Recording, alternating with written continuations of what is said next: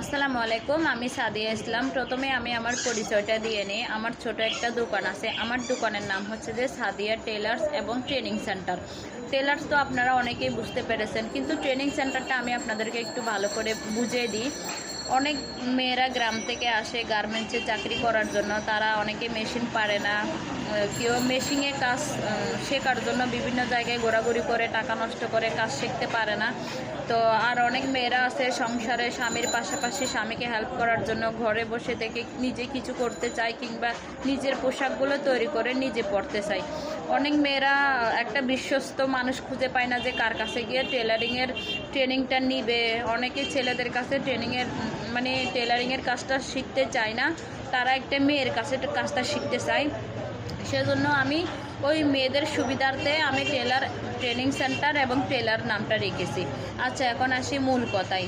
প্রথম কথা হচ্ছে, আমরা যারা ছোটোখাটো দোকান করতেছি কিংবা টেলারিং করতেছি, সেটা ঘরে হোক কিংবা দোকানে, যার যতটুকু সামর্থ্য আছে সে ততটুকুই লেভেলে যায়।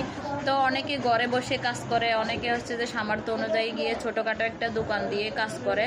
তো আমি কিছুদিন ধরে একটা দোকান দিয়ে কাজ করতেছি। সামর্থ্য আমার একদম হাই লেভেলের আছে ওরকমও না, আমার যতটুকু আছে ততটুকু দিয়ে আমি চেষ্টা করেছি নিজের পায়ে দাঁড়ানো, নিজের জন্য নিজে কিছু করা এবং সমাজে একটু প্রতিষ্ঠিত হওয়া। সেই চিন্তা ভাবনা থেকে আমি ছোট একটা দোকান ওপেন করেছি। তো এই দোকানটাতে এখনও পর্যন্ত আমি কোনো কর্মচারী নিয়োগ দিই নাই। যা করি কাটিং থেকে শুরু করে সেলাই এবং আয়রন মানে যাবতীয় যা যা একটা দোকানে কাজ করা লাগে, কাস্টমারের হাতে প্রোডাক্টটা তৈরি করে হাতে বুঝিয়ে দেওয়া পর্যন্ত যতটুকু কাজ করা লাগে সবটুকু হচ্ছে যে আমি করি।